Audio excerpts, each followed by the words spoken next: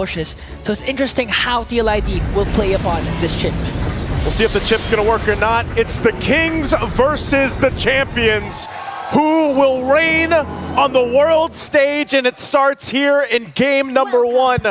Again, a best of 5 to decide the fate for the 2 teams from Indonesia. Taking a look once again, the matchup. We always get a good glimpse at the junglers, and we saw the talk that led into this match. And, you know, Edok, man, we've seen him so much on the Cho. A lot of teams, they have decided to go ahead and deal with this pick, make it work. It does give a lot of crowd control, obviously, but the pick-off potential is great. Early on, too. I mean, it looks like they're already making moves. Okay, they're trying to make a move on to Edok. Edok has to walk away. Here comes the Revitalize, though. And now RRQHOShi turning things around. Might be able to work on Widdy. Here comes Yesgil with a Lantern Flare. Gonna try and work on Dry Rain. They're not even done, though. A lot of sustain, a lot of damage. But here comes Sutsujin, though. Not yet level 4, but they're able to take down a Widdy. An aggressive start from TLID and RRQ. A 1-for-1 trade. Fabian, little stutter step there, but now still going to break it out. Sutsujin taking a couple shots with the Soul Sever. He gets punished. It's a double already for Fabian. Flavor Fav, a double kill. A bit of an overextension then from RRQHOShi. Even Sutsujin isn't level 4 yet. So that was just a huge play coming in from Fabian. I mean, such an extended skirmish already. You know, that's what that really broke out to, and that's where you play in the part when you have a Revitalize available. Mind you, we've been seeing teams do this where they have the double Revitalize options, and that's TEAMLIQUID this time around. And even Dyrant, you know, he had his own, but that's what those fights and those early skirmishes are going to do. Now, how does that play into the first objective? A little bit of a lead right now for TEAMLIQUID ID, but the fight might break out. Widdy does take a couple shots. Lantern still to throw everybody from RRQ around, but the turtle is up, and now it's going to be started up. Both teams getting in position. Fabian will hold the turtle, half health for now. Even now, Sutsujin isn't still level 4, so Fabian might be able to get the turtle, a free one for TLID. And no trade once again from RRQHOShi. What's difficult here for RRQHOShi, hold on, Aran, okay, Edok's out of there, is not only playing against double Revitalize, but also the Purifies that are available here. They have to be able to go ahead and follow through with the catch. Oh, not even that.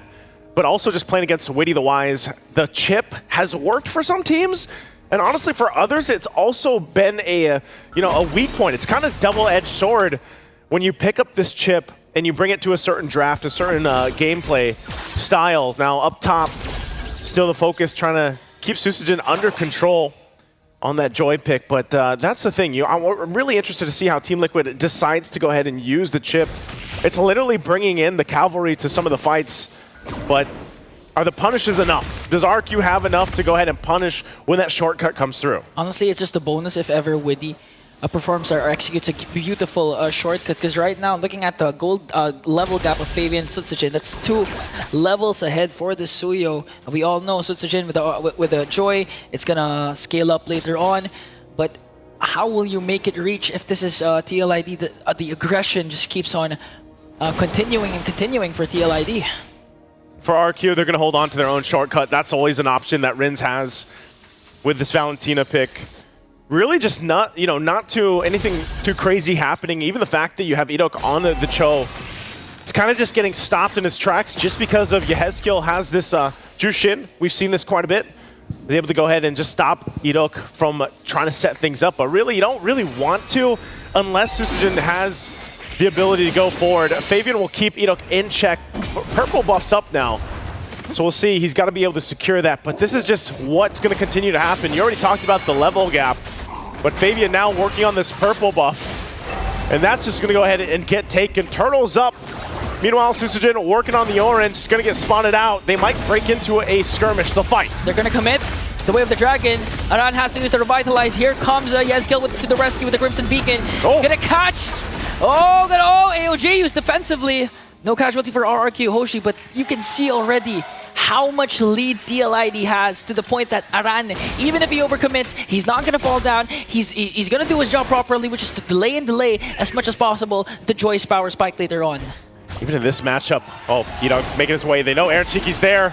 Can he actually withstand this? Oh, blazing to it, but RRQHOSHI also has his Salmon Force. Here's come Widdy though. They're trying to work on Edok. Edok commits the kick, but he's gonna get bursted down. Coming in from RRQHOShi. RRQHOShi got deleted also. 3 members ganging up on Widdy the Wise, and he will fall down in the hands of Sutsujin.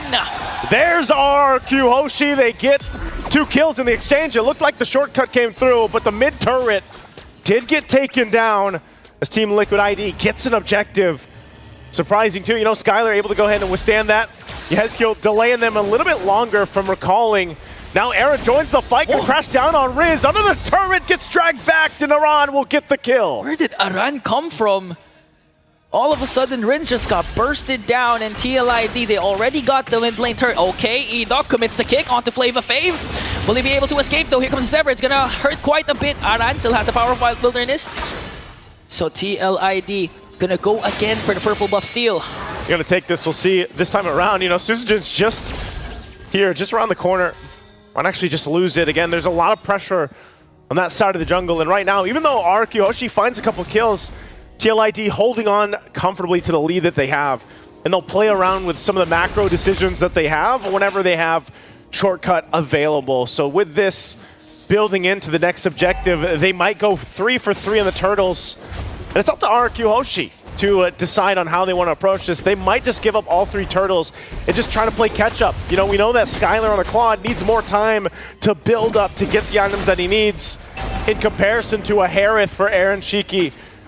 Well, right now, turtles up. Radiant armor is locked in now for Edok. That might help him dealing a little bit with this, the Jushin across from him, but so far we really haven't seen those setup kicks that we're looking for from Edok like we've seen previously, as now the 3rd turtle is locked in, secured for TLID. Yeah, and I actually like to go back to your point, because the reason why Edok is having a hard time or having trouble with finding those angles is because of the constant pressure Yehezkiel has been putting onto him. And even Aran, every single burst that he can find, he's going to go in and try to get Edok out of position. So far, TLID, not just controlling all the neutral objectives, also getting a lot of ground covered for their side. I'm surprised at just how methodical this is, and that's why it's a little bit slower paced, just because TLID, they know their advantage. You know, they can go ahead and play around the macro level. They don't have to force any fights. A lot of the times, they're just kind of responding. As long as they keep Edok in check and he's not, you know, doing what he has to do on the Cho, they don't really have to force anything. They just whittle down the turrets, get the space they need, focus on taking the buffs if they can, or at least putting pressure there, and just continue to build up. I mean, nothing, you know, nothing action-packed has happened in the last 2 minutes or so, but they continue to build up on the gold lead that they have. So it's RRQHOShi that has to kind of stop the bleeding here. Okay, electrifying beats for Sutsujin. Just trying to keep TLID at bay. They might go for Edok. Lantern Flare is going to connect, forcing Edok to use the flicker. Here comes Rinso. He has his own Crimson Beacon. And now RRQHOShi still standing their ground. They're not going to let the 2nd-tier turret get taken down. Now they hold on to it, but again, they're just really holding on at this point. Now waiting for that lore to come up, and with TLID having the lead they do, they should be able to go ahead and secure things. Finally working on the tier 2. They'll whittle this down a little bit with RRQHOShi. It looks like RRQHOShi doesn't want to let it go, though. They will clear out the lane and keep the turret up. But still, the rest of the pressure is just going to stay there again for TLID, and knowing that they can just let RRQHOShi respond. This time, Rins is holding on to his own beacon. Edok, though, takes a couple shots. Aaron's going to jump in. Commits the power of Wilderness. Now he has to walk away, because he has to respect the damage coming in from RRQHOShi, but that was more than enough for TLID to secure higher ground in this Lord pit. Again, they're just really controlling the mid lane, the bottom lane, and now even the minions are going to take down the bottom lane turret. You can see that. Again, a previous record, it's beaten by 1 second now. Fastest level 15, and that's just going to be another objective. But they go in with a shortcut. Are they going to be able to follow through? That's already the Lord taken. The shortcut to come up. They don't get any kills, but they might fight here. They commit the kick, but is it going to be enough? Though Skylar goes in with the blazing duet. RRQHOShi onto the back line with his Salmon Force, going to be able to take down one more. AOT going to be used up defensively. Yehezkiel on the other hand, going for Gyren. They're going to evade a potential death, but Fabian says no, we want more, and brings down 2. Oh man, you heard it earlier. He said, be careful. Goes in, gets a kill, and now with the Lord in favor, it's looking a little dire here for RRQHOShi, trying to defend the base. Okay, they're ganging up on Edok. Lantern Flare is there. Edok has to walk away. The damage chunking up a lot of his health. Energy shields will be popped in the middle lane. And onto the bottom lane, RRQHOShi They have to think about how to clear out this Lord as fast as possible without suffering any inhibitor turret takedowns. Here, they might be able to go ahead and clear this out. Again, only the first Lord, RRQHOSHI, makes work of it. But they do lose space, more space around the map. They already didn't have a lot to work with. But that gold lead continues to build up as Team Liquid ID just keeps punishing RRQHOSHI's positioning, and that's all utilizing the shortcut. I mean, that's exactly what it is. You know, 1 minute they're taking the Lord, next thing you know, here comes Team Liquid ID through a portal, crashing down. And RRQHOSHI, they don't have an answer for it just yet. You know, even Skylar, he needs time to continue to build up. He's got the Corrosive Scythe and DHS, still working on the next last item here to really come online, that Trinity for the Claude. So they're just kind of lacking some damage. Part of that was in due to that Susagen was just, he had a hard time in the jungle, man. He was gapped early on and until now, quite behind Fabian. Yeah, the first 2 kills that Fabian picked up onto the early game was really crucial because that opened up a lot for TLID, not to mention that they were able to take down the mid lane turret even before the 3rd turtle respawn. So Susagen's jungle has been exposed rapidly, and I just noticed RRQHOSHI already has a death.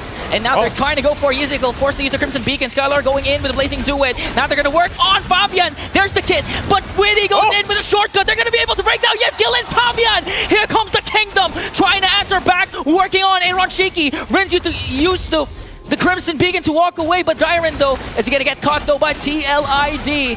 For the price of Skylar, they were able to take down Ezekiel and Fabian. There we go, RRQHOSHI able to find something. Yes, Skylar went down. But that was a fight that they decided to take. They jump on in and they follow through from Dyron. But man, do they have ground to cover.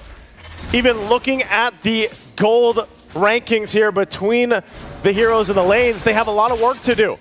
Even for Skylar, like I mentioned, he was nearly there for the 3-item power spike that is for the Claude, which just locked in the golden staff. But you don't want to go ahead and lose all those fights. If they can get a couple kills, that's great, but can they actually go face-to-face in a team fight for the Lord? It might be better for them to go ahead and continue to try to farm up, buy some more time in this game because of how one-sided the early game was. TLID will go ahead and start this up, and this is going to be a quick one. Already half health on the Lord, and RRQHOSHI going to be too late to get in this side of the map. They will try to get the purple buff at least.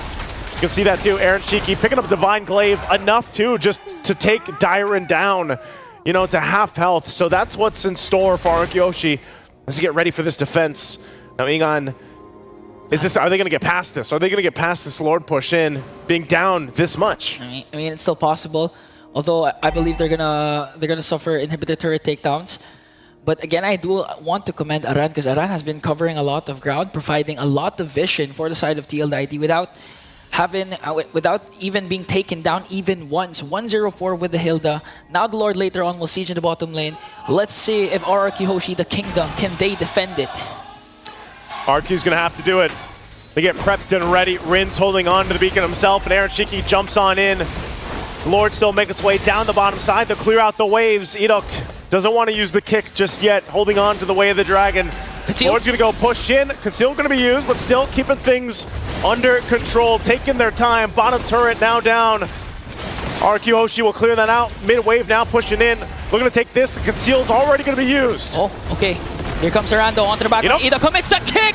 Plus the Blazing Duet, will they be able to take down more? Aran is going to fall down. Skylar with the Blazing Duet to try and clear out the minions. Susagen, Dyron is down. TLID trying to work on bringing down the Crystal, but RRQHOSHI manages to defend the onslaught of TLID. Fabian goes in. Edok has to walk away. They don't have anything. Skylar goes 1v1, but there's a Winter Crown. 2 Winter Crown plays. Skylar might be able to escape, but RRQHOSHI says no. And then another. Edok falls down, and TLID with a game 1 win.